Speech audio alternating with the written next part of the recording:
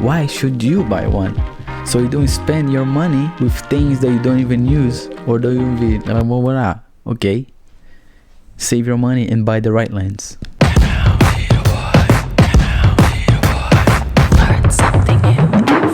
So my goal with this video is to help you to find out if the lens work for your project or not. So you don't need to buy all these lenses, because I'm gonna show you the 18mm, 50mm, 16-35, 85mm and 70-200. Enjoy! When you invest in the right lens, you're gonna be able to achieve a lot of good photos and videos, and people are gonna be shocked. Oh my god, your camera is so good! But actually, it's because you choose the right lens for the project. This is a test with the 18mm autofocus f2.8. Look at this. If you do vlogging, nice. You can see everything. My arm is just straight a little bit, and look at the distortion. But it's nice because even in a small space, you can make it look like huge, and doesn't need to take too much space if you're shooting in a tight, compact room. Definitely make something more personal, because I feel like we are here, we are chatting with each other, you know what I mean? Very good for vlogging, for dance, for music video stuff, and for landscapes. This one, 18mm, super light, very cheap compared to the other ones that I have. I can use on my stabilizer, I can use handheld. Boom, as you can see here, look, it's very personal. It's right here on the desk. You can see like my point of view ish, and if you go close, you can still get some depth of field because it's 2.8. Second one that I have over here in my list is the 16-35. This one is heavier, it's bulkier, and the f of this one is 2.8 as well, but it's a G Master.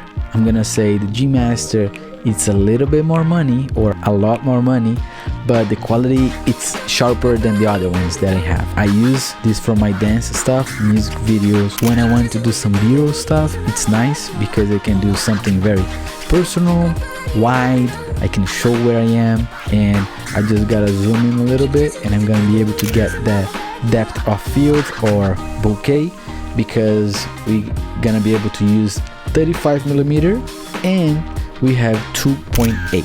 It's very difficult to use in some gimbals. On the Ronin S, it's good. You're able to use this one. On my Ronin SC, I'm not able to use this one unless I do some contraption stuff to balance the weight. I actually have to fix this one because it's broke. Sad story. Amazing lens. The next lens over here is the 50mm or the Nifty 50. This one is very cheap for being a Sony. Is f1.8, so we got to have this nice depth of field as well. There is a lot of light coming in, and it's super light. As you can see, it's not like a 18mm, and I think this is the closest compression that the human being can see. So it's the closest one to our eyes, so it's very natural, doesn't give any distortion. If it does, it's a tiny bit. It's very natural looking, and it's an amazing depth of field because it's 1.8, okay? Very light, super good for gimbal. You definitely need a little bit of space and depth to make this lens shine, but this one lives in my backpack all the time, because when I want to go closer, when I do a little bit of B-roll as well, this is my go-to. I'm gonna show you here. Look, boom, focus, boom, you can see, very nice, boom, and it's super fast, autofocus. The next lens I'm actually using right now because it's pretty amazing. This one is the lowest f-stop that I own, is f1.4. That's why you're able to see this amazing bokeh. Look at this, autofocus 85mm. So the compression on this one, it's nice. I got to hide a lot of imperfections of the background, and I super recommend for interviews, B-rolls, and portraits. This one is my portrait king lens. Anything that you shoot or take on this one looks golden. Especially for night photography, Oh, it's so good, so good. The bokeh is like on the back. Clearly, this lens you're not able to vlog or do anything very close and personal like this, but it's for more far away stuff. Let me show you. If I got to focus here, look at that. A lot of compression and it's super sharp. Look at that. Amazing. It's a little bit heavier, it's bulkier, but it's very good. One of my favorites. Look at that.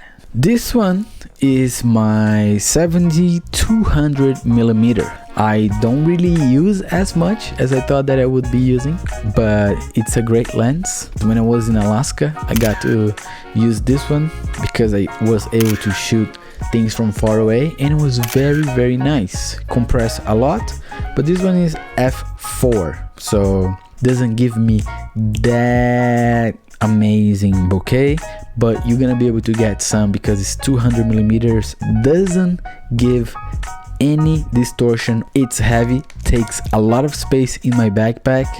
I'm very concerned if I should keep this one or not, because I never know when I'm gonna be able to travel or shoot some animal stuff.